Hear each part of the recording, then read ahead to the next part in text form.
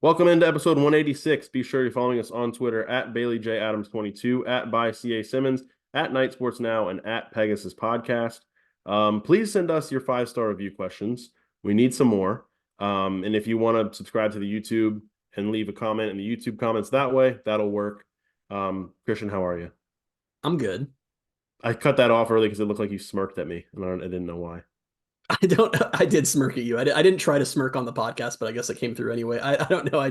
The way you described it, like you were like, if you can go to the YouTube and I said if you subscribe there. want to subscribe on YouTube.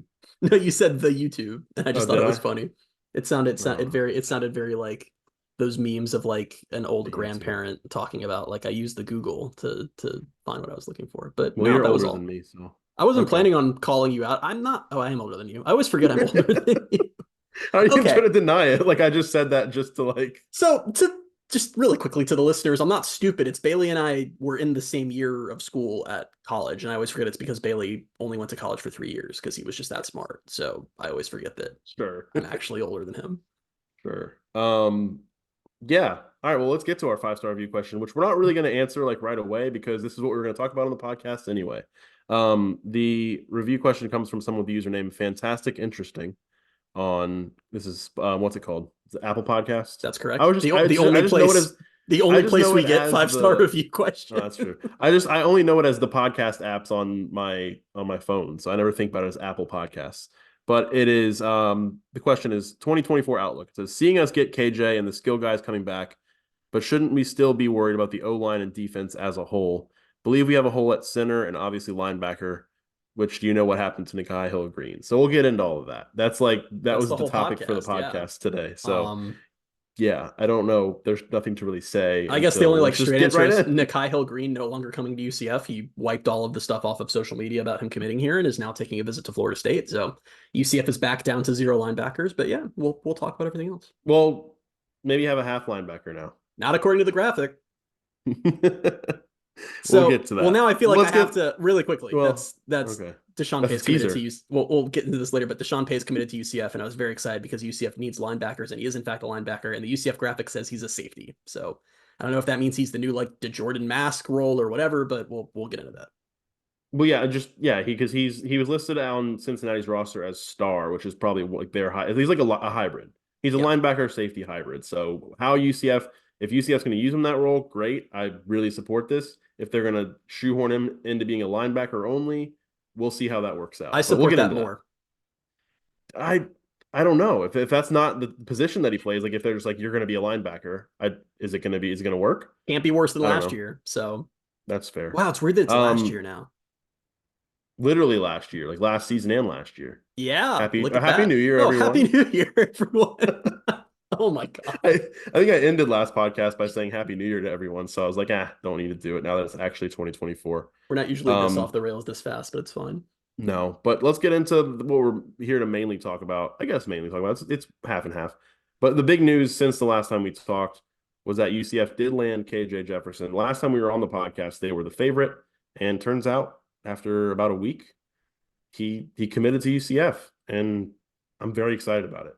Yeah, I had what has to be one of the worst time tweets ever because earlier that day, we all knew that UCF wanted KJ Jefferson very badly. He's been their main target for a while now. I kind of get the vibe, feel like he might have even been their target over Grayson McCall if both of those guys had been in the portal at the same time. And we also knew that Miami wanted him, but he was not Miami's first choice. Cam Ward, the Washington State quarterback, was Miami's first choice. So the morning that KJ ended up committing to UCF, I see that Cam Ward decides he's going to the NFL. And I very wisely tweeted, probably bad news for UCF because now Miami's going to move on to other options. And we know that Will Howard is probably going to Ohio State. So it looks like that might be KJ. I tweet that like an hour later, KJ is like, big news, I'm a Knight. So I'm not totally sure what went on behind the scenes with maybe he just, it could be as simple as he was Miami's second choice and UCF's first choice. And maybe that was enough. I mean, like we said, the whole thing with KJ the whole time was that UCF made the most sense for like every reason except NIL. It was the offense that best fits him. It was a coach who's had wild success with players of his play style before. It was with an offense that is packed with returning talent in a conference they can maybe win or compete. Like it had everything except the money. So I don't know what happened with the money, but KJ's a Knight, and that's super, super exciting. Yeah, it's just I didn't really think that they were gonna. We talked about this with McCall when they were even in on him. It was like I didn't think they were gonna land this caliber of quarterback when they were talking. I said that about McCall. I feel the same way about KJ Jefferson. Yep. And we talked about him last week, just about like what with his stats and what happened last year, and just the kind of quarterback he is. But I didn't think that they'd go out and get just their QB1. I thought maybe they'd go out and get somebody who would compete Yep. with what they have and maybe win the job, but no, they got a guy who's just going to come in and then be QB1 from day one, which is exciting because I think it's exciting for 2024, which we'll get on to talk about like the season as a whole and what the outlook is 3 days into the calendar year. But I think also just what it means for the future. We know there was was his name Zion Chris was the other Yep. guy from Louisiana, and you and I talked. We didn't even have a chance to talk about this on the podcast, I don't think, but you and I talked about it, and we were both concerned because he's a sophomore. And so he has 3 years. And if you bring that guy in, which maybe he pans out, maybe he doesn't, but you bring in a sophomore who has that much eligibility, you're running the risk of running off, Dylan Risk, Riley Trujillo, EJ Colson, whoever. Now I think you're probably running off Timmy McLean probably, Yeah. and Xavier Williams maybe. I don't know what. Right. Sure. And Yeah. I don't know. Yeah, I mean they're maybe running those two off, or we'll see what happens from here. But you have your QB1 and you have a bridge to whoever ends up being QB1 in 2025. And what you just said, that last word bridge, is like so spot on, because that was my issue with Zion Chris. And Zion Chris has since committed to Houston, and maybe he will go on to be amazing. And I will look very stupid for this. It's happened before. It will happen again. But my thing with that was exactly what you just said was why voluntarily bring in a guy who is just going to piss off the rest of the room? You want a bridge for this year. And KJ is like the best bridge imaginable. They have a team that's returning everything on offense. And now they have a quarterback who has like a huge amount of experience going back, I think, 5 years at Arkansas, and starting for 3 of those years. He has basically every passer record of any kind at Arkansas he has. So just adding him to that offense is perfect. Like I said, Zion could go on to be amazing, but you talk about caliber of quarterback. They started this quarterback whole search with Tyler Shook. Remember that? That was the first target. And that was so in line with what I thought they were going to end up with someone who, because it felt like you either had to get someone young and unproven or someone who might have talent but is unproven because of injuries, whatever. So ending up with a multi-year SEC starter, a high-level SEC starter, just due to a lot of weird circumstances that even ended up with him in the portal in the first place, is just, it's huge. I know that some fans are kind of questioning, because I think it's just kind of the nature of the portal is, well, if he is coming here from an SEC school, what does that really mean? It is a huge, huge, huge addition. Just dramatically huge. How about the irony of like, oh, maybe Arkansas is going to fire their coach and come after Gus Malzahn? Now it's like, well, their starting quarterback for the last few years is now a UCF Knight under Gus Malzahn. I was seeing some of that on Twitter, and I don't even want to engage in it because we'll do that, and then in October, Arkansas will fire their coach and Gus will leave. So it could absolutely still happen. But it's just a funny reversal from where we were talking about probably 2 months ago. This is why I love college football, because you can't, like 2 months ago, we were talking about, in reference to Arkansas, we were talking about how Gus might take that job, and also maybe we can get Malachi Singleton. So then naturally 2 months later, they have KJ Jefferson. Like Singleton still never even entered the portal. No, never entered. I don't think he's supposed to be maybe they'll have a competition. I'm not sure. They did bring in a transfer now, so I don't know what's happening there. But guess what? Doesn't matter for this podcast purposes. So. Yeah, and I think it's just exciting for the reasons we talked about on last week's podcast, which feels like a long time ago. Just I don't know if it's because of the holiday or what. I was in a different state and everything. Yeah, but it's just big because of his skill set and the fit that he should be in this offense. I know it's still Gus's offense, right? I know Henshaw may or may not be calling the plays, but it's still the Gus Malzahn type quarterback, and I try not to look at this as much as some people are saying like Gus has been looking for his Cam Newton and this is the guy, because like there's no caliber of quarterback that exists out there. Well, I don't know if that's true, but there's no Cam Newton. Like there's Cam no Newton caliber is of quarterback like that. Cam Newton was arguably the best college football quarterback of all time. So that's right. Yeah. So I don't like that it's like, oh, Gus has his Cam Newton, or Gus like, oh, he's found it. It's more of the build. It's not the talent and the skills. Like it's maybe the skill set, but it's not like the level. It's just so more so the build and the type of player he is, and that's exciting. I mean, I think you'll take a, I don't even want to call him like low budget Cam Newton. You'll take just a sort of a version of Cam Newton. Everyone in that mold is a low budget Cam Newton. Like we just said, Cam Newton's one of the best college quarterbacks ever. So it's not a slight to KJ. It's just more of there's no one like Cam Newton. So there's a lot. It's like, oh, Gus has a Cam Newton. It's like no.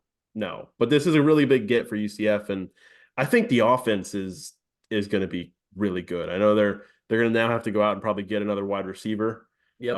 or two. They have a great running back room. The offensive line, like going back to this 5-star review question, I'm not worried about the offensive line, really. I don't I think don't think there's there's a reason to be. I mean, Amari Kite's coming back, Marcellus Marshall's coming back, Adrian yeah. Medley's coming back. They added Jabari Brooks as their new center, and he's from Stanford. He was an FCS guy who was really good. Was he? I don't think he was an All-American, but he was really good. And I know No, I Miami think had it some was interest in him. I'm thinking of was it Daquan. Mc, What's his name? I'm forgetting his Dalen name. Dotson? Dalen Dotson. Thank you. Yeah, Yeah. thinking of him. And Yeah. but you've got Jabari Brooks. Even if for some reason he doesn't pan out, you have Caden Kittler still on the roster behind him, who we know is solid. They really just need like one more lineman from the portal. Probably. I'm not worried about the offensive line at For all. I like actually feel good about depth, it. right? I'm trying to Mm, think. They need a tackle, no, I you think. need it. Yeah, they need a Yeah, they tackle, need a right? tackle.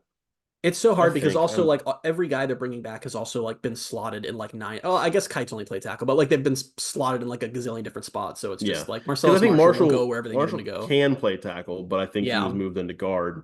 And yeah, and Medley's been a guard.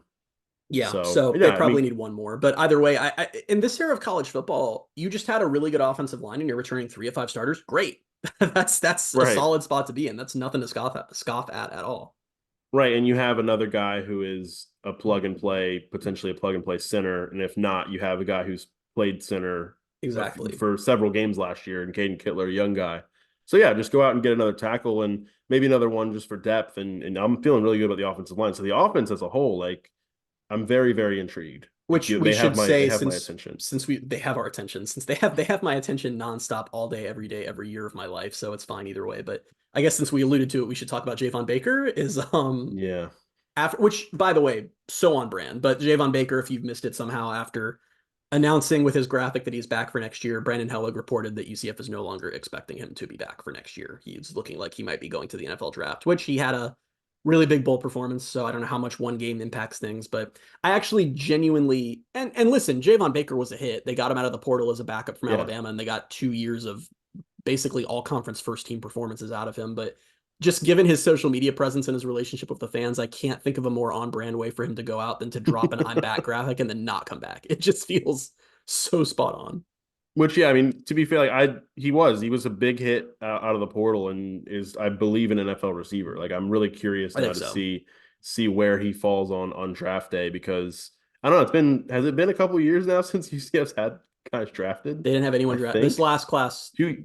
It's only one class without anyone drafted. They had Kalia Davis 2 classes ago, but That's this yeah. most recent class, they did not have anyone for the first time in a very long time, and that was embarrassing and sad. And I wanted to cry. So hopefully they will have a. I mean, you've got Javon this year possibly. Tremon Morris Brash, I think, will get drafted. Tylen Grable. Tylen Grable got a combine invite. Yeah. So they're maybe a nice draft class John this Rice year. Plumley. John Rice No, I'm Plumlee foregoing baseball to declare for the NFL draft. A we decision to just be knocked sure. out like three pieces of the football news that we're gonna get to later. So there I we go. don't. I want to talk more about KJ, and I definitely don't want to talk anymore about John Rice Plumlee, just because that feels like a weird thing to do at this point in time. But I am.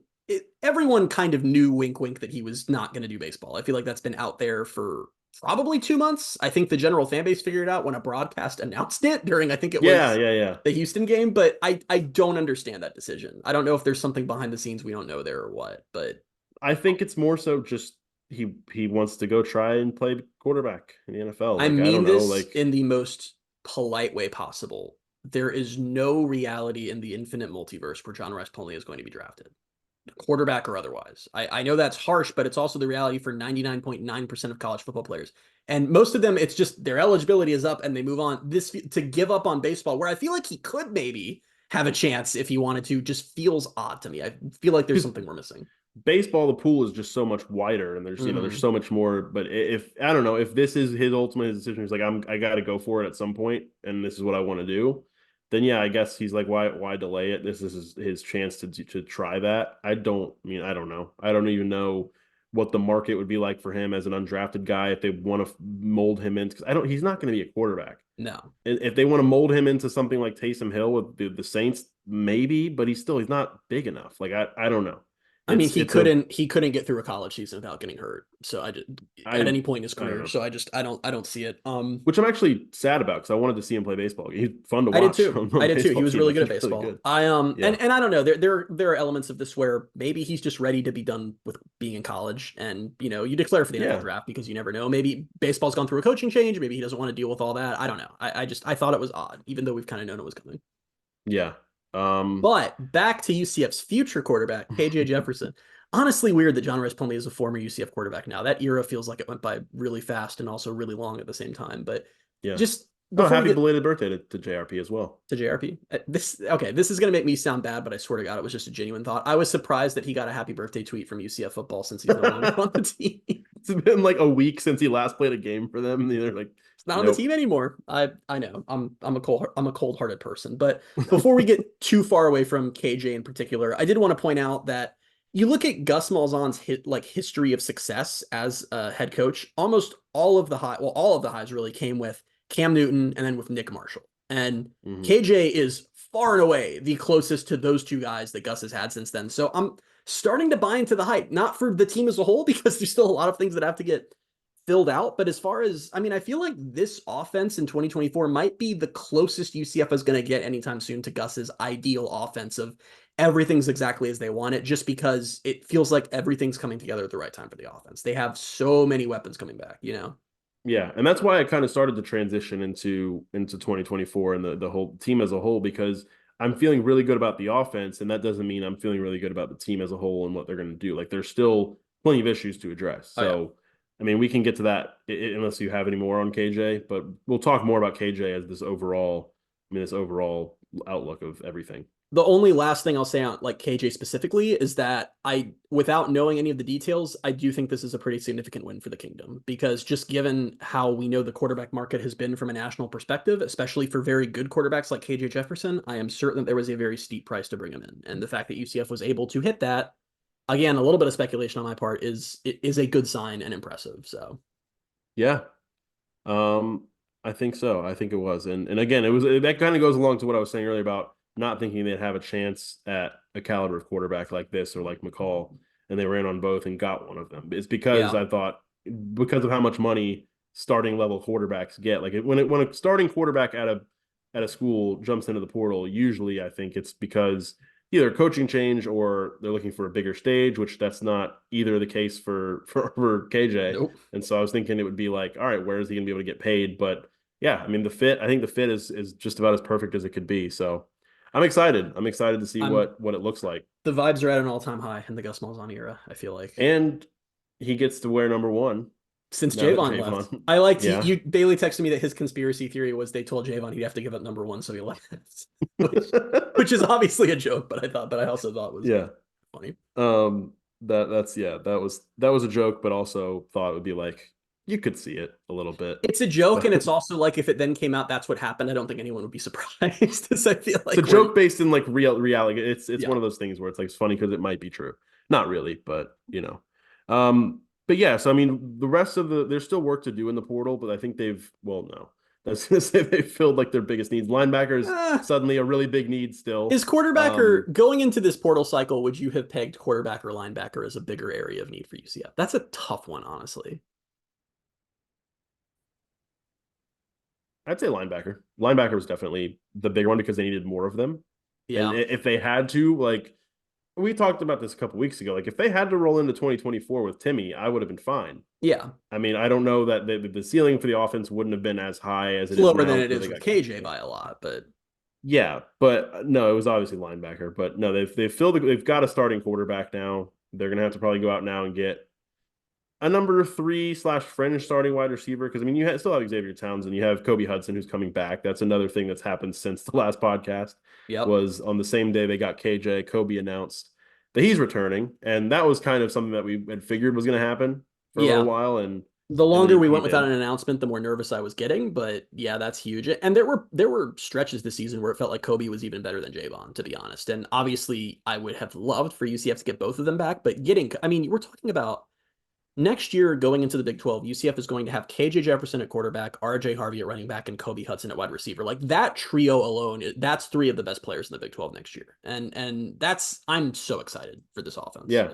And then you factor in another year for Xavier Townsend. Yeah, you he factor should take a in leap. they got Miles Montgomery in the portal for a running back to complement RJ, and Johnny Richardson not in the portal yet still not for some reason. The portal closed actually. It's closed now, so we'll have to see. We'll have to wait until spring. I would bet money right now Johnny transfers out after spring. Say he's been at UCF long enough to where he could have probably realistically gotten a degree and he could leave as a grad transfer, right? He's been here he's been here for 4 years. 2020 was his first season, so he can transfer out whenever he wants. Was it really? 2020 was his first year? Yeah, I'll never forget it because he got out there early as I think a punt returner or a kick returner, and against the Tulsa game in 2020 he fumbled or muffed a punt or something, and Heupel benched him and we didn't see him again for 2 months. It was just okay. I remember that was that, but it's all coming screaming back to me now. So I guess we can look at the offense. I mean, quarterback is set. You have KJ. I think Timmy will probably leave, but you have your young guys in EJ and Risk and Trujillo that if something terrible happens, you can put one of them out there. You've got Kobe Hudson and on that real quick.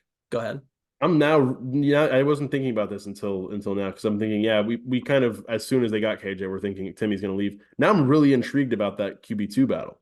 Yeah. Oh, I hadn't even really thought about that. I imagine Risk would be the favorite because he's been around, and EJ is not coming in until May.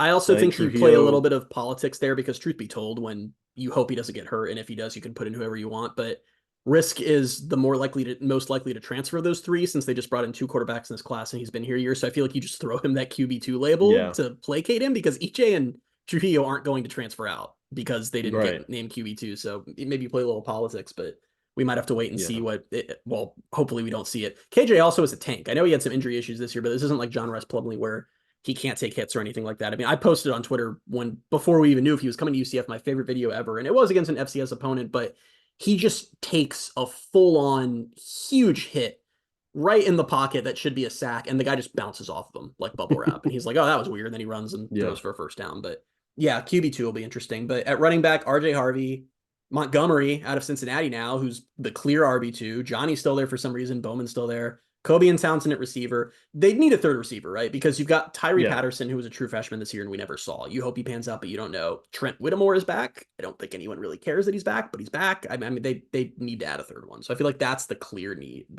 on offense right now. That and one more O lineman. Yeah, and then you look at tight end. You have Randy Pittman, and then you have Kylan Fox, who I think we talked about him. I don't know if it was last week or when we talked about recruiting. It was as a guy who's clearly probably the most ready-made guy that's going to be, not going to be starting from day one because they don't usually run a lot of 2 tight ends, but he's a guy that will be in there a lot, kind of like Randy was this year. I was going to say you'll probably see him at a similar level to how we saw Randy this year. And they also brought in a couple of older guys for depth there, so it's not like they're an injury away from catastrophe at tight end. Yeah. So really it's offensive line, probably 1 or 2 more, including a starter, and then another receiver, which I don't know.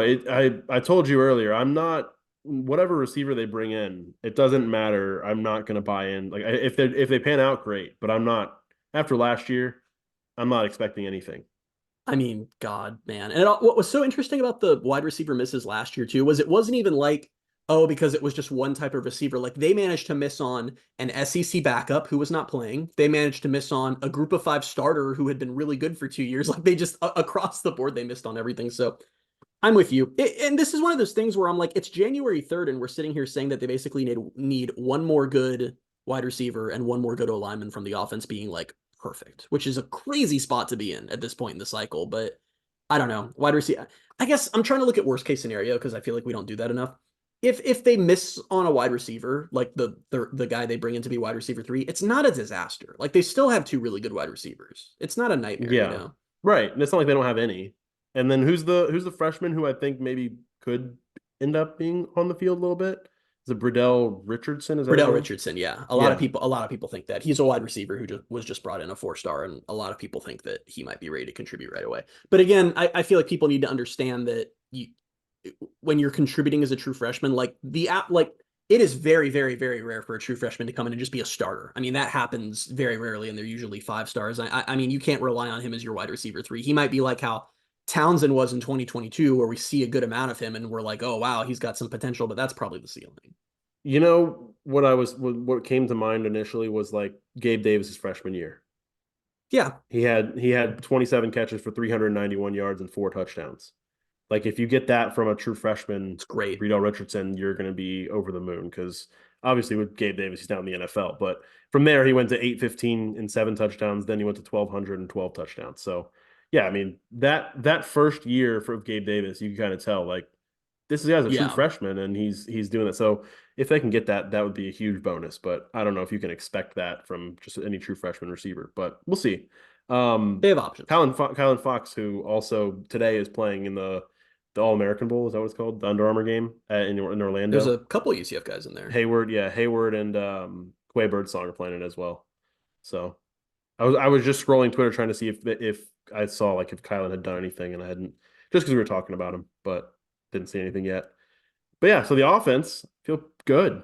I feel the best I felt in several years. Defense, we'll see. Defense is how next season is still bad.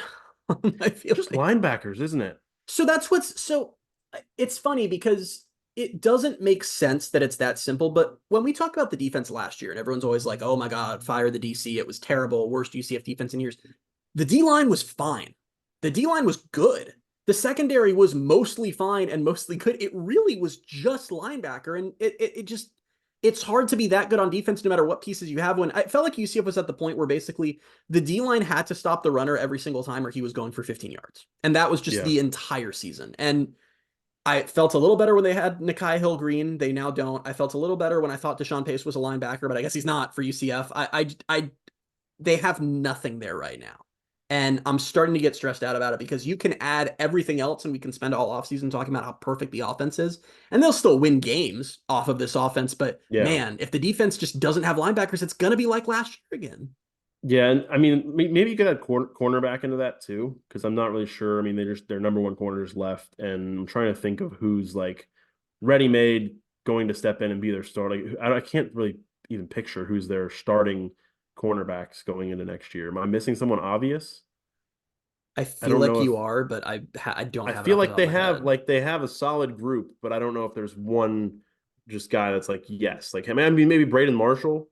I mean, he played a little bit more in the slot and is a little bit smaller of that type. And then I don't know if they look to move Nikai to corner. He played safety and he's played nickel as well. Nikai was a corner in high school, wasn't he? Think so. I think he was. Yeah, I don't know. I think he kind of did it all, but my personal take, and maybe this will look really ignorant once the season gets started, but I'm like, they have a lot of really good DBs, and I feel like they'll just get everyone where they need to be and they'll be fine. I know that's dumb and not the way it works, but that's where my brain's at right now.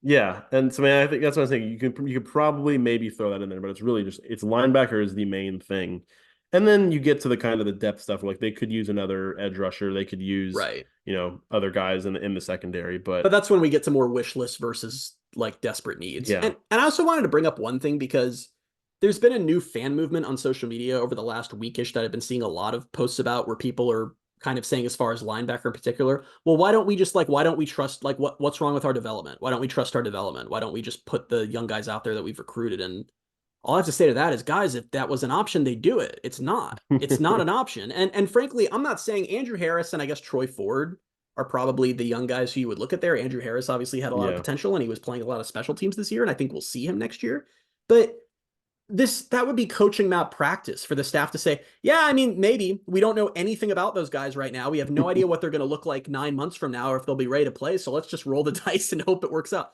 They have to add linebackers. They have to add multiple linebackers. They have no choice. There is no alternative. You know, the one linebacker they know anything about? It's Cam Moore. Yeah. And I think he's probably a decent, number 3, number 4, like rotational guy if you need to rely on him. I think he played pretty well as a freshman last year, but I don't know that he's going to step in and start. Like, I don't know if that's really, I don't know. It's weird. Brandon Adams might've been the obvious one that I was thinking of. He's still around, isn't he? Yeah. So that's maybe one of your starting corners, and he kind of rotated in a little bit here and there this past year, but yeah. I don't know. I still kind of think they might add another corner, but it wouldn't surprise me if they did. But again, like I said, that's still a position where if they do it great, linebacker they need. There's Yeah. no alternative except they have to have Well, multiple linebackers. that's the scary part is like these you have to hit on. I mean, I don't know if it's hard. You can't hit on like two starting linebackers in the portal. Like I No. don't know if any team's ever done that, and they probably need to bring in two or three, which I don't know if any team's done that I because there's not mean, like yeah. they're not just like a million linebackers out there.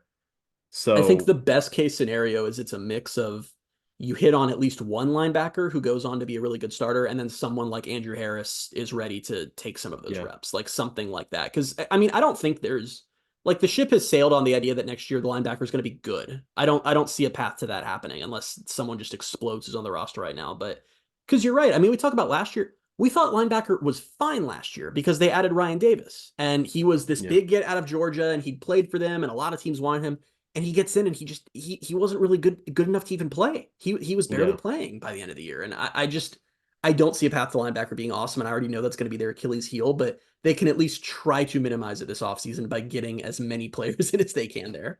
Add 3 or 4. I don't care. I mean, I'm not even joking. No, I mean, increase whatever your chances of if you hit on one of them, great. And the more you bring in, cool. Like it's give yourself a shot to at least find a starter and then maybe a serviceable player that can step in. Whether that is a transfer, whether Andrew Harris or Troy Ford or anyone can come in and be serviceable, like that would be great. But Do you I think mean, that, it leaves it's a weakness regardless because yeah, I would almost classify Walter Yates as serviceable. I think I would say he's serviceable ish. probably not a Maybe Power 5 starter? right. But Yeah. I don't know that they're not going to be able to just like they're probably going to have to find another guy at that level that's going to end up being a starter. So I don't think it's really going to be that much better next year, which is That's scary. terrifying to think about. I mean, maybe they can, I don't know. I actually don't know what the solution is if they don't Well, have any solid linebackers. I felt a lot better about it when they had a Kyle Green because I was thinking, maybe just find another starter out there. Then you have your two starters, and yeah, if anyone gets hurt, then you're probably in trouble. But you at least have two. So now he's gone, so you're back to square one. We'll see what they do with Deshaun Pace. I don't know what the plans Yeah, are there. I guess I just misunderstood. I don't know. I had assumed that they were bringing him in to be a linebacker. I was really surprised to see safety on his graphic. Maybe I'm overreading into a graphic, That's but what I I'm don't know saying. I why don't they know if would I put want that to. on there. So I don't know. I don't want to read into that too much, but maybe I don't know. Even if they use them as a kind of a hybrid thing, we'll see what the scheme looks like. And I don't know. I think they could use some tweaks to the scheme, yeah, but I think a lot of people agree with that. And it's I will say one note on the defense is that it did get better as the year went on. I mean, they were playing some really good teams early on. They allowed what 16 points per game in the last 4 regular season games or I something think like so. that. Yeah. I mean, that's the thing is like some of it's scheme, some of it's just the players, and Yeah. I don't know. The scheme is one thing that you'd like to think you could control. So we'll see what kind of comes out of that, but. Yeah, I don't know. The players that having not having the players is always going to be a problem. So if they can't find anyone, they got to find one. That's the thing. Is like even Jason Johnson was their best linebacker last year. I don't know. Like is he? Yeah, he's a starter at a Power Five on a bad defense, but on a really good Power Five defense, is he going to be your number one guy? I think So he's I was probably going to more of say your is number two. it's one of those things we really didn't want to say during the season because what are the other options? But Jason Johnson also probably wasn't a Power 5 starter for most Power 5 schools and it was just kind of and he was good. He was their only really solid linebacker throughout the season, but that was more just a product of he's what they had, you know? Yeah. I think I'm losing all my Um, hope for next season being good just in the It's course just of this I don't know. I conversation. I feel like the ceiling for the offense is going to be higher. The A lot defense, higher. yeah, a lot higher, and the defense is going to be. I don't think it's going to be worse. Probably.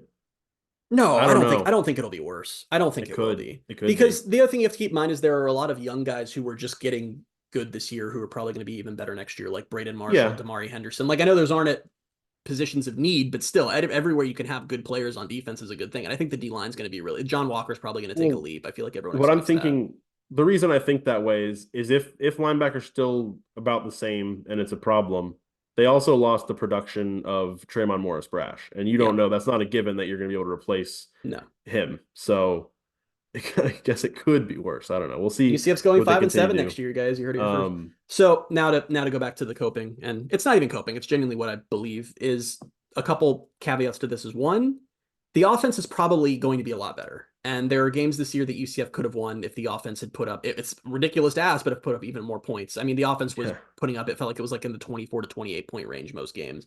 This feels more like an offense that can be in the 35 plus range for a lot of these Big 12 games.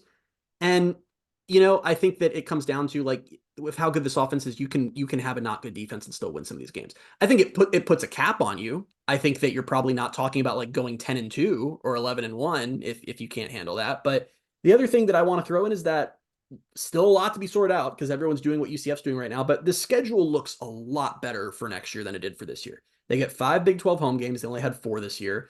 5 of the 9 Big 12 teams they're playing missed a bowl this year. I know that, things change dramatically year to year, but that's still always a good stat to have. Some of those teams are teams like Arizona State and Colorado who still feel like they're 2 years away from being really competitive.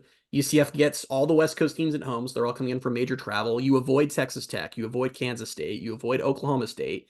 You get Utah at home. You only leave the East Coast 3 times the whole season in this ridiculous Western-based league. So that factors in as well as there's also just the fact that UCF had a really hard schedule this year.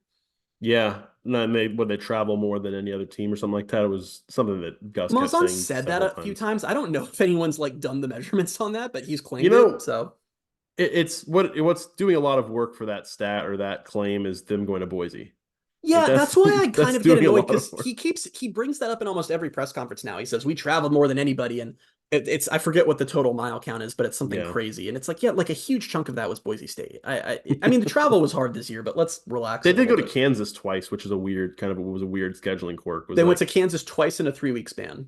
yeah. And then I don't know. They went to Oklahoma. I don't know. It was Boise State did a lot of the heavy lifting on that claim that Gus loves to stick to. I'm kind of like looking at the schedule from last year and thinking about like if the offense was I wouldn't say like put up more points. It's just if they were a little more consistent and a little more reliable, which games they could like. I still think they still lose Kansas State probably because that's like, I mean they weren't there was Yeah, just yeah. nothing there.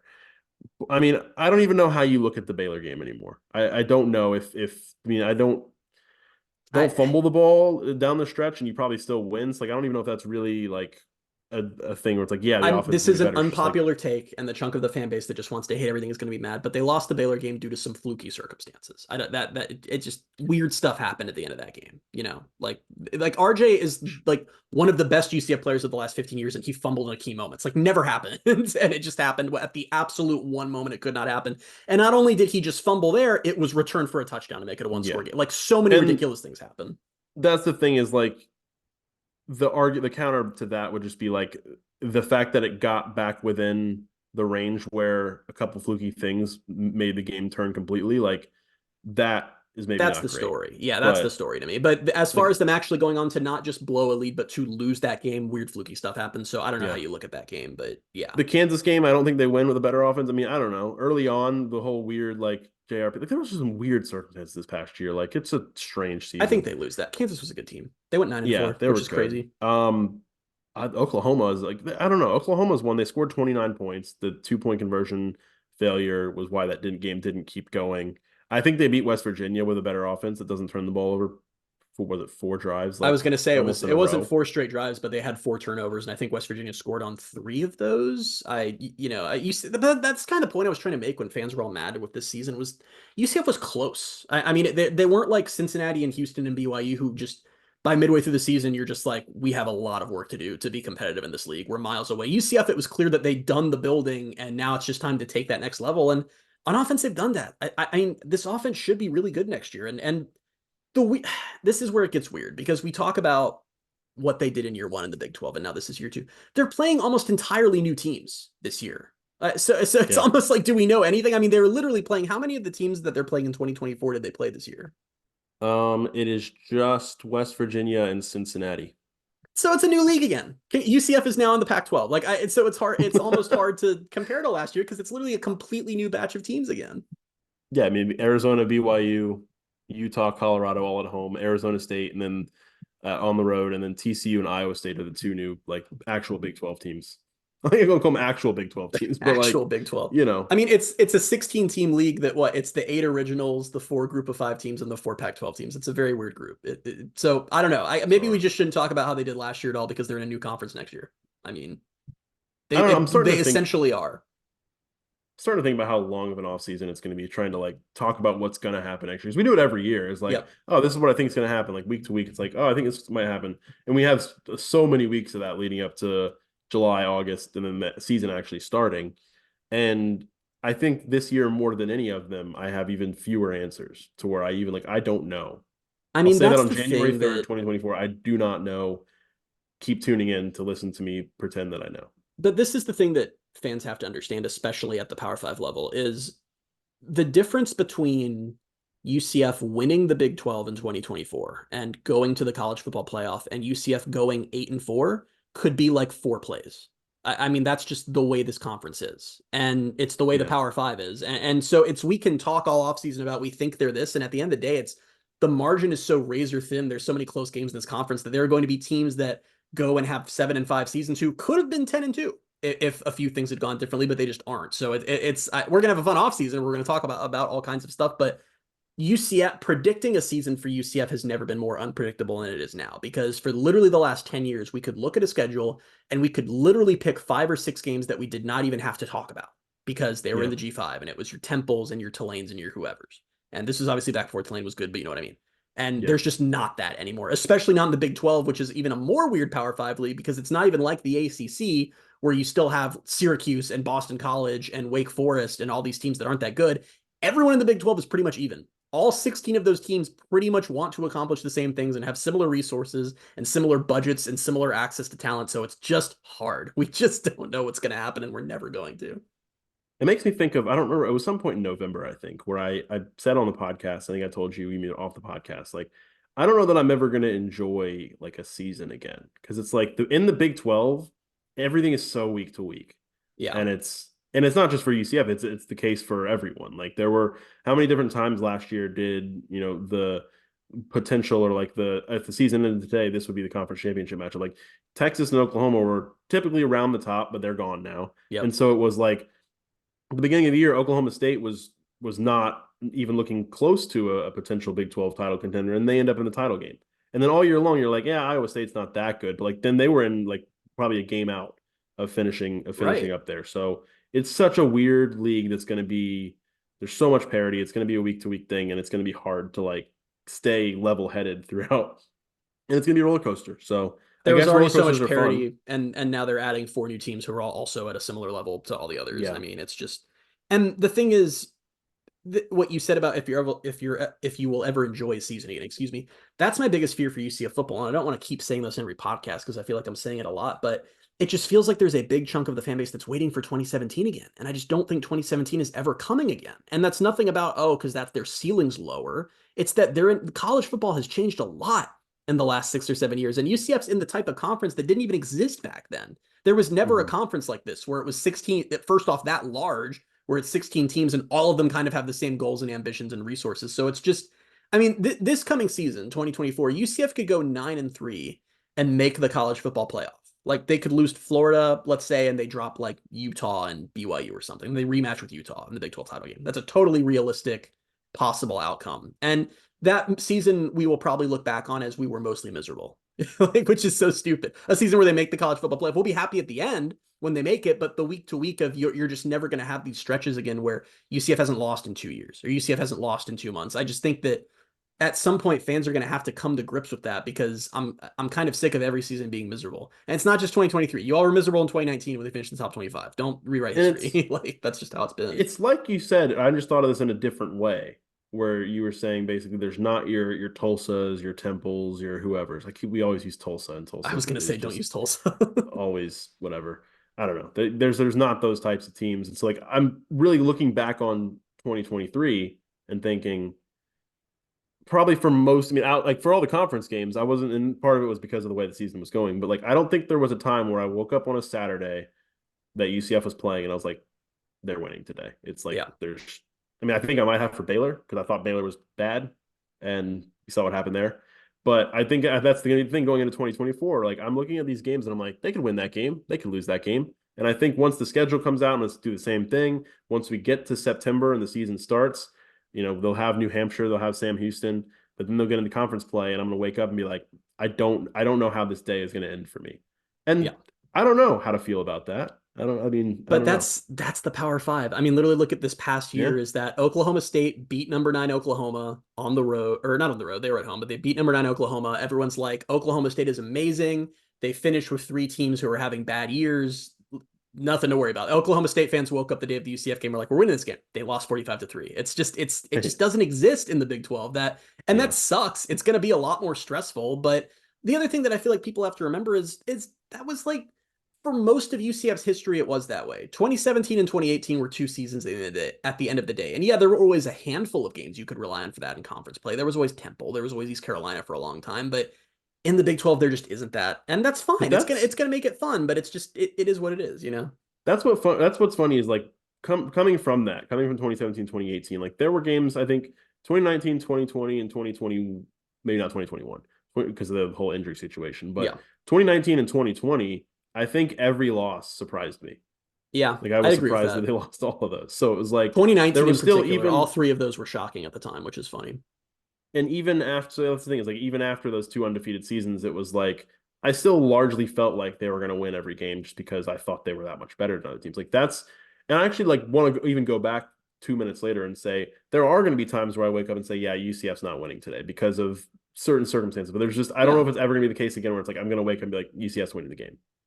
I mean, And it all there depends on will the be matchups. because there might be a year where like I don't know, Yeah. UCF is they're 6-3 and they're playing a 3-6 West Virginia team that's having a really bad year. But even then, it's still kind of like I don't know. I even said that out loud. I'm like I actually Yeah. don't know. If there's a bigger disparity, like you say UCF is 6-2 late in the season, they're playing a team that's 1-7 or Yeah. something crazy like that. Like you're gonna feel like they're gonna win. So like you will feel that again, I guess. But I don't think there's ever. It's The still issue there's is this so much. conference is so balanced. I don't know if we're gonna Yeah, see teams going one that there's gonna be a 1-7 Big 12 team. I just don't know if it's because there just aren't bottom feeders anymore in this conference. Cincy. Cincinnati. Wouldn't that be funny if like Oh, 5 years from now Cincinnati became the new Kansas? They're just terrible every year and they're like that one game that you just have your sigh of relief game. Which that's really what screwed everything up. I was fine with going to the Big 12 because Kansas has been the worst program in college football for a decade. At more than a now decade. And they've invested and they're very good. they won 9 games this year. And not only did they win 9 games, it wasn't that big of a deal. That's the scary part. And And they what did was so with a second and a third string quarterback for the whole yes. year. The 3 worst programs in college football of the 21st century have been Colorado, Arizona, and Kansas. Kansas is now a 9-win team, and they're like, could have done better. Colorado has Deion Sanders, and Arizona just won 10 games. It's like, it's just, there's UCF is catching no breaks, and it's annoying, It's but what can great. you do? What a conference. Yeah, all right, I'm So going to yeah, take. Wait. Let's okay. just keep doing this really weird. I don't even know what this conversation is. We're just kind of having a philosophical debate about what makes the season enjoyable. But This is like the big wide-ranging net of like we're talking about the year ahead because this is the start of the year, yep, and then we'll get like narrower as it gets correct. closer to the season again. Is like we'll figure it out. I don't know. Do you think that because I found the 2023 UCF football season to be wholly unenjoyable, and I feel like Yeah. a lot of the fan base is there, and honestly, them being so angry is part of what made it unenjoyable, but it's fine. Do you think that if UCF had this exact record, but the losses had just come in a different order, that we would be more okay with this season? Like, how much of the depression was that they just went so long without winning a game? If they'd gone 6-6 by just going win, loss, win, loss, win, loss the whole way, do you think we'd be in a better headspace right now? I don't know. I'm not sure, but I feel like we would because I feel like the last third of the season, even like after the Texas Tech loss, like people weren't as furious at the end of the Texas Tech game as they were for some of the losses that came on the win streak. Well, it's funny because I was just thinking that I was like, if they win the Texas Tech game, I think like we don't even think about the 5-game losing streak at all. I don't think we did. We weren't thinking about like when they beat Oklahoma State, it was like happiness. Like it was It like was it like, was all oh, this they're gonna get rage. to a bowl. And even when they beat Houston, the day they beat Houston, everyone was in a really good mood and like we did it. We're going to a bowl. This is so exciting. Like everyone was really hyped up. So I do wonder if it was just that UCF spent so long not winning a game that made it just you get so deep because like wins are like these little I don't know like what's the word like the chemical in your brain that's happy. You know what I'm talking about? Dopamine. Dopamine. Like every win is like this big dopamine boost, right? Like you're just, oh, we won a game and you kind of ride that high till the next week and then what happens happens. And I think just not having that hit for what, a month and a half just crushed the Yeah. season. So maybe I'm And over what it's exaggerating how bad it'll be for the fans. I don't know. what it's always going to forever be about for UCF, and it's for everyone, I guess, but it's always going to be about expectations. Yep. And if you expect them to go out there and win 10 and 11 games every year, and they finish in a season like this where the rational folks among us were saying, yeah, get to a bowl game and you'll feel pretty good, then you're always going to be disappointed. You're going to hate every season. If you go into a year where you're like, see what happens, then maybe you'll let yourself, be surprised and be able to enjoy it a little bit more. And that's the thing, is like this year, I think they had the talent, and it was clear they had the talent because like how close they were in some of those games. They had the talent to win more of the games than they did. But the baseline for me was always win 6 games, get to a bowl game. And then so the season wasn't very enjoyable. By the end of it, I was like, hey, I mean, this was hard to completely be like, what a waste. I think there were a few games, and they maybe could have managed better at the end of the games. They were in these games at the end of the game. They could have ended up winning 7 or 8. And they had, going into the year, they had the roster, especially compared to the other 4 new ones, they had the roster to compete. Not compete for a title, but compete. And they very clearly competed, but things went wrong at the wrong times. But So you didn't even mean to do it, but you're going to send me on a rant. Oh, I'm boy. really sick because what you just said is an argument a lot of people are using, and it's infuriating me. Of when people are mad about the season, they point to the games that they lost that were close games and say, see, that's the coaching staff. They suck. And it infuriates me because we talked about how the only times we've ever seen Group of 5 teams move up to Power 5 was TCU and Utah, and how they were about 500, so we knew that was what was going to happen. They also lost multiple close games in both their season. That's how it goes. When you're a good but not great team, you don't win all your close games. No one wins all their close games. Like the average across all teams is like 500. That showed that they had talent and that they were building the right way. And for the fans who think that that's a negative, that, oh, we lost close games and this could have been such a better season, it's really not. You have every close game, when you average out over a coach's career over 10 years, it's always about 500. It's just the way it goes. That's college football, and that's football in general. And to turn that into a negative when there's BYU and Cincinnati and Houston who are just getting destroyed every week, and say, well, no, I'm mad that we were competitive. That's crazy to me. And I feel like it's just missing the point of how football works. If you're saying I'm mad that they didn't go undefeated in their close games, is crazy.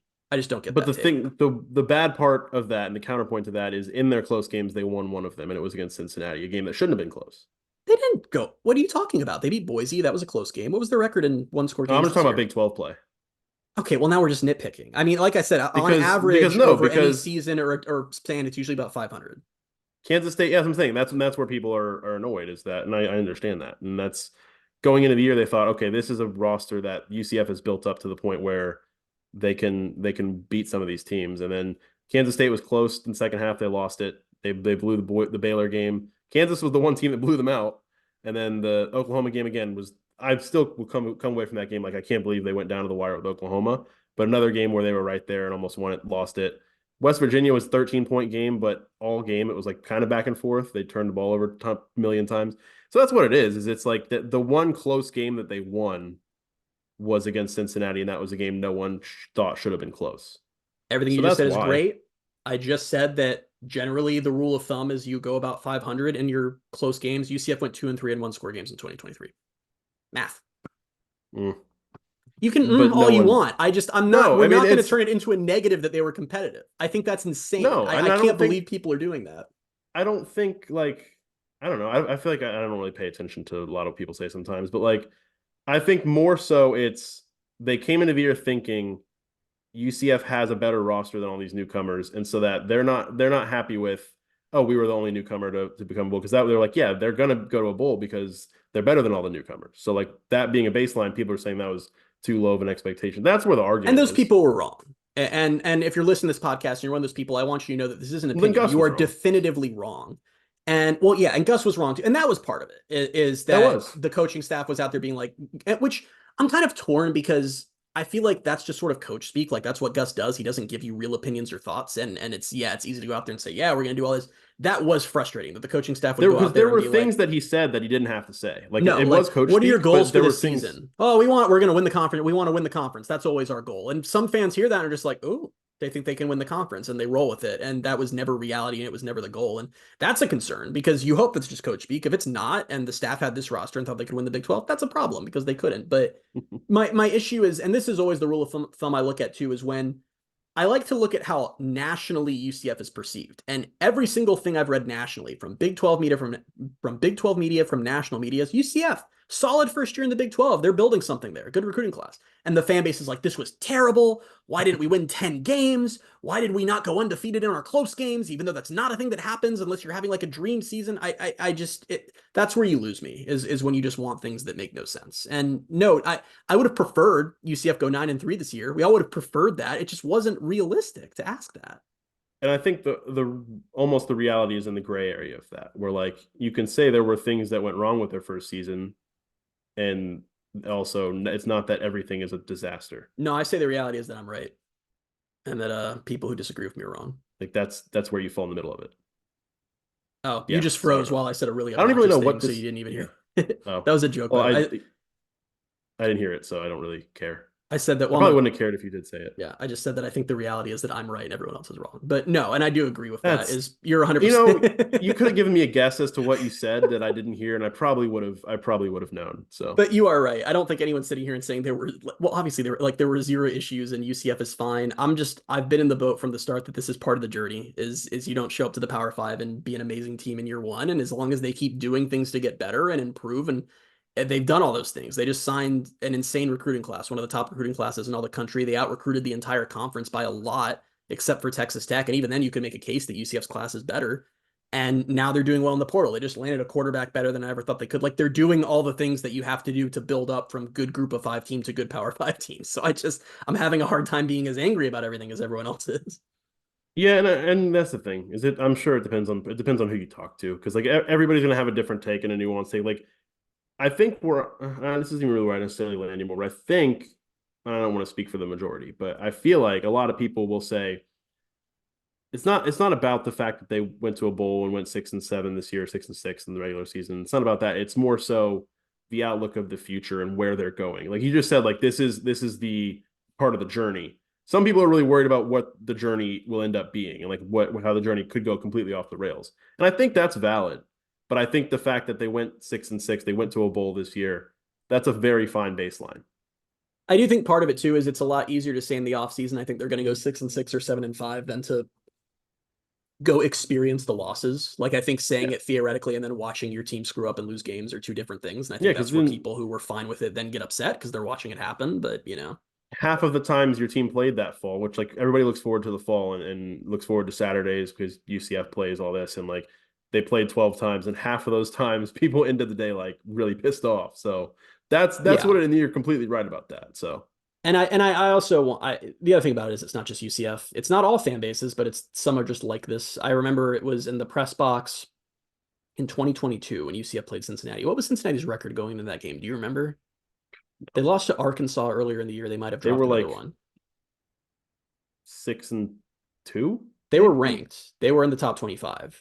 And we were talking in the press box with one of the Cincinnati media who were there. He worked for, I don't remember which newspaper he worked for.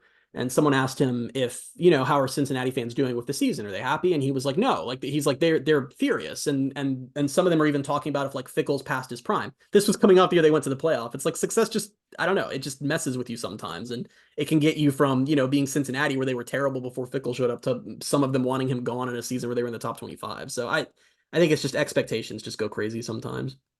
Oh, okay, so that's even crazier because they were 6-1 going into that game. That's what, yeah, they were 6-1, and UCF was 5-2, and their only loss was on the road to Arkansas. And I'm hearing in the press box about how the fan base is furious, and some are now out on Fickle. What makes college football fans great, though? Well, great, crazy, insane. There's a lot of words to describe. I love all of it. Like I love having these debates. My blood pressure rises, and I get very unhealthy. But it's it's why we have the podcast. We love the discussion. Because I wish this is going to sound dumb, but I sometimes wish I didn't have a podcast because I don't want to hear all of everybody's noise, and I don't want to have an opinion on it. I want to just shut it all off and not have to pay attention to what everyone has to say.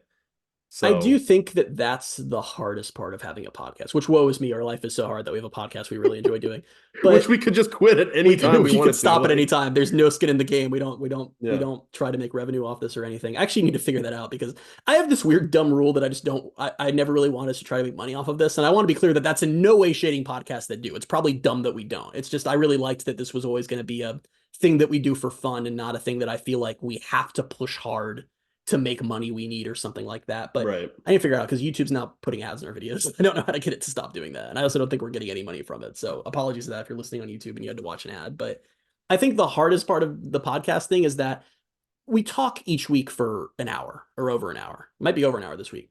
And I say a lot of things and then I will forget most of what I said or I don't remember every moment. And then someone online is really mad at me about a thing that I do not even remember saying or was an offhand comment. So we're always part of the debate and it's fun. But I feel like I black out for an hour every time we do this podcast because we will finish recording this and I will not really remember many of the things that I said like in like 5 minutes. So I will get someone red hot mad at me over something that I don't even remember thinking, let alone say. you'll text me sometimes like, did I say this? I'm like, yeah. Yeah. So I talk Oh very gosh. fast. It's a lot, but this has been a Yeah. very sort of profound philosophical. What I was gonna say is that to describe this conversation, because it started as we were going to talk about the 2024 outlook. Then we started talking about 2023, and it's like, what is success? Yeah, and it was very just like abstract. It was just an abstract conversation about UCF football, I guess. This was a weird pod. I don't even know how to label this. We were going to call it UCF lands KJ Jefferson plus UCF ceiling in 2024, but I don't know if that's really what we talked about. Let's just say, I don't know, the outlook. Something we get the word outlook in there, and yeah, that can be all encompassing for 2023 and going into 2024 because it is a new year and it's kind of the transition between this last season that just ended, which that bowl game feels like a million years ago, man. A good month ago, and Yeah. it's really been not even 2 weeks. So yeah, it's been a wild ride. But this podcast has been a wild ride, so par for the course.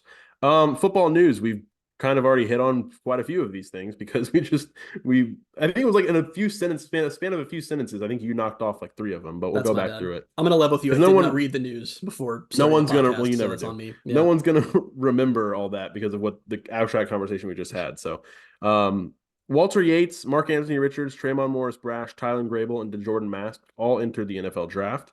As did John Rice Plumlee. I don't know why I didn't put his name there. And I guess that's why, because my next thing was I was going to say the next bullet point is he's skipping his last baseball season, which is something we actually did talk about for a couple minutes. So off of that, there were some Hula Bowl acceptances, which I believe that game's happening. Is it at UCF again? I know it's in Orlando. Yep. John Rice Plumlee is one of the ones in that game, as is DeCorian Patterson, Jason Johnson, Tremont Morris Brash, and Tylen Grable. And I'm kind of curious, and we'll see. I pretend like I know how this stuff kind of works, but I don't really know. But I've seen guys in the past, whether it's the Hula Bowl or whether it's the Shrine Bowl, perform well enough to where they end up getting invited to the Senior Bowl. The Senior Bowl is like the big one. Right. And so I don't know why I looked at Tremont Morris Brash and I was like, I feel like him playing in the Hula Bowl is like wrong. Like I'm not shading the Hula Bowl, but like Senior Bowl. I feel like he's a guy who will maybe end up in the Senior Bowl. We'll see. Him and John Rice Plumlee. And Tylen Grable, honestly, Tylen Grable is another one where I've seen other people that like no ties to UCF have called him like one of the more underrated, one of the more interesting prospects at that position. This happens once every couple of years where there is a guy that I don't think anyone who actually watches UCF or even covers UCF thinks is an NFL guy. And then the draft cycle starts and everyone's like, he's a take. They got to get, like, it was Jacob Harris a couple of years ago. Remember, I had no idea Jacob Harris was going to go pro. And it was like, it's so much of it is projectability.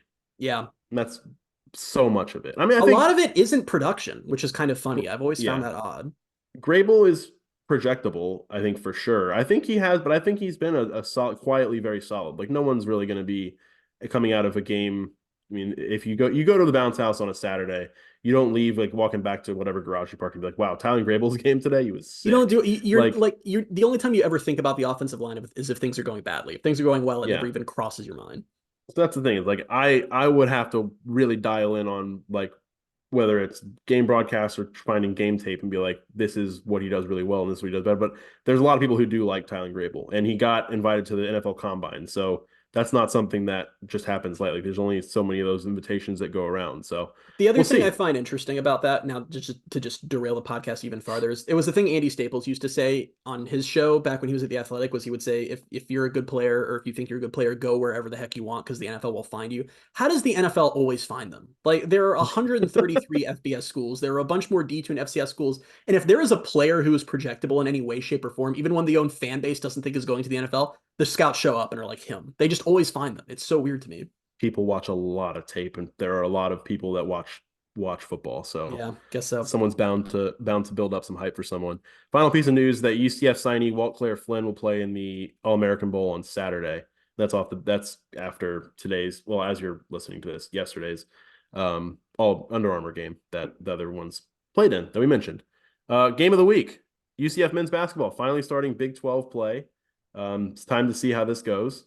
They're 9-3 after non-conference play. They're going to be at Kansas State on Saturday at 6 o'clock Eastern time. Kansas State's 10-3. So we'll see. We'll see how it goes. And we talked a little bit about this a few weeks ago, or maybe it was last week. Time isn't real. Nope. That there's some teams in the Big 12 that aren't as good as maybe everyone thought they'd be, and that there might be a few more wins out there than maybe Oklahoma thought State for and West UCF. Virginia are both very bad at basketball this year. And all I asked for UCF men's basketball going into the season was don't finish last. So they have a chance. They're in it. We'll see. And I was going to say all that to say Kansas State's not one of those teams. Kansas State's very good. That game's on ESPN too, man. I know. How wild is that? Like, it's not even an important game. And it's neither team is like supposed to be a major factor, and it's on real television. I told you on the podcast maybe 2 weeks ago that I hadn't watched a game yet this year because I just haven't really had the time. And it was like, also, am I just going to turn on this random game? The first one that I actually watched was a little bit of last Friday's game. I think it was against Bethune-Cookman. And now that I'm like looking at the upcoming schedule, not even just UCF, like I think maybe part of this is because college football's ending and the NFL will be ending in a month. I'm like starting to like look at some of these conference games where I'm like, I forget, it's maybe BYU and Cincinnati, which is a weird one to remember, but I'm thinking they're playing on, I think, ESPN at like 10 o'clock on maybe Friday, is it? And I'm like, well, that's a game that should be interesting. Like, why? Like, why all of a sudden I'm like, Big 12 basketball, let's go. We're just going to prolong the podcast even more. But every single year I tell myself that I'm going to intentionally get into college basketball, and then I don't really do it. And I'm going to try this year because now that UCF's in a real conference, we'll have to, maybe it'll be more interesting. Weren't even that good in quote unquote fake conference, but now we're in a real conference. So everyone's the AAC is also like a really good basketball conference. Like not like this, but obviously still solid, but it's fine. Yeah. Yeah. I mean, another one like Texas Tech and Texas play on Saturday. I'm like, I can't. Maybe my Saturday is college basketball. I'm gonna try. Maybe it'll be like a test run. Like I'll spend all day like I do with college football, just watching college basketball, and I'll see if it does. You want me to give you some games? I'll see if I don't like it. Give me some games. We're already over an hour. Who cares? Keep going. Do you want just Big 12 games? I don't know if I have any more. Give me all the games. Oh, I do. So Saturday I have this. I'm looking over here, people watching YouTube, because I have literally a whiteboard that has sports on that I may or may not want to watch this week. Saturday there is number 8 North Carolina at number 16 Clemson at noon. Big one. So top 25 matchup. Yep. At 12:30, there's number 6 Kentucky at Florida. Florida's not ranked. I've heard of both those teams. Kentucky's a very good basketball program. So yeah. At 2 o'clock, there's TCU at number 2 Kansas. So a Big 12 game. Why was my instinct to root for TCU? Like you said, I'm like, oh, I hope TCU wins. I have no idea why I would want that. Because I upset. I don't know. I guess not in our own conference. I want the Big 12's best teams to be good. Nah. Then at 6 o'clock, number 22 Ole Miss at number 6 Tennessee. Ole Miss beat UCF in a close one. One of these teams that says 6 they have to be 16 because I can't read from here. Okay. Then there's the ones I told you. 8 o'clock, Texas Tech at number 20 Texas, and then Cincinnati at BYU. At 10 o'clock, there's your Big 12 after dark game that you'll have to put in place of Pac-12 after the dark. You know what we should really do is on Saturday, we should both do this and just text each other the whole time, and we'll see who taps out first. I'm trying to think if I have any. I mean, I don't know. It probably will end up being me because I might have plans Saturday at night. I win. I watched. I think I've watched more college basketball than you this week so far. So I've not watched. I'm winning. So you are exactly. You are winning. I'm winning. I watched a little bit of North Carolina, and I don't remember who it was. North Carolina and Pitt last night. That's a little bit. Yeah. You know what? You know what? Saturday's my mom's birthday. I'm gonna win. All right. Okay. Let's get out of here. Together. Okay. This might be our longest podcast. I haven't done tweet of the week. Oh, tweet of the week. Oh my god, this has been a show. Tweet of the Longer week. podcast in 2024. No, we're not making this a thing. Tweet of the week this week goes to one of the worst members of UCF Twitter and someone who I think we all agree we wish they would just go away, and that is me. I'm getting tweet of the week this week. This is a tweet that you would never say that about somebody else, even as much as you might think it. I told you I don't really give tweet of the week to people I genuinely don't like because I really want to talk about them, but I've made exceptions. But I get tweet of the week for something I tweeted on October 11th, 2023. That was brought to my attention today when some random person was kind enough to go reply to the thread and be like, remember this? And how wrong Christian was. So it was when UCF volleyball had got off to a very great start. And I got very cocky and was going on and on about how the haters and everyone didn't realize how good volleyball was. The haters and losers. Trace Trilko from Sons of UCF came in and replied and said, hard part of the schedule coming. And I replied, you are a hater. And he then replied and said, let's revisit your post in a couple weeks. UCF won one more game, and I came back with the Deion Sanders "Do You Believe" gif and was all in on they're amazing and what is Trace talking about. Volleyball just collapsed in conference play from there. So shout out to Trace for not surprisingly being much smarter about UCF volleyball than I was. Tweet of the week goes to me for being very cocky over a not good volleyball team. So I feel like you set yourself up for a lot of those over the course of time. It's not even just a volleyball. Like you do it during football games, I've noticed. Something will be going and it's fine because it's like you're live tweeting, but like you will jump to a conclusion based off of something that just happened, and then I'm like, why would you tweet that right now? Like this is now I actually don't think I do that much because I consciously try to don't go to the ball game because I tweeted about the defense early on, but I don't know.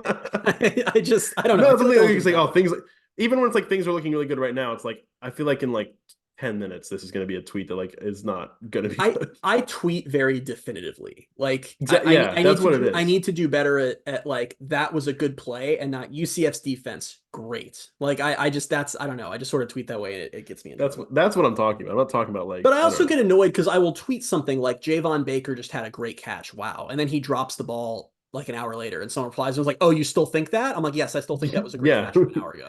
Right. There's a fine line between that aged poorly when it's like that's not intended to age, but then there's other things where it is maybe that's where you get yourself into trouble, is where if you just tweet about what just happened, great. But then if you jump to a conclusion from that tweet, that's when you're setting yourself up for a volleyball like response that you just got. Next year, all of my game coverage is going to be the most bland statements you can imagine. Like UCF will be up 14-0 and I'll just have AI do it. I did that for the spring game this past year. I know. I just said that because you reminded me today that you had AI write your tweets for the spring game. And I was on a cruise and I couldn't watch the spring game, so I just had an AI write tweets. And the worst part was they were the corniest tweets imaginable, and a bunch of you were liking them. And I don't know. And I think I said that they were like beforehand, but I couldn't tell if people were liking them because it was funny or if people were like, yeah, good tweet. I agree. Retweet. One of them ended with #Plumlee, which is my favorite thing. Oh no. All right, let's get out of here. I think this was maybe our longest podcast in quite a while. Yeah, it's been a long one. But there was a lot talked about and a lot of things said. But yeah, we'll get out of here. Please keep leaving us your 5-star reviews, like I said at the beginning of the podcast. Wherever that can be, whether it's going to Apple Podcasts and leaving a 5-star review or just going to Spotify. There's a spot where you can leave a little question on each of our episodes. Just scroll down on the episode. You can type a question. Right. Subscribe on YouTube and leave a comment. Whatever it is, we'll answer at the beginning of the podcast. We like to keep doing that. But we'll be back next week with episode 187. Until then, you can find us on Twitter at BaileyJAdams22, at @ByCASimmons, at Night Sports Now, and at Pegasus Podcast. Thank you guys so much for being with us, and we will talk to you next week. Bye, everybody.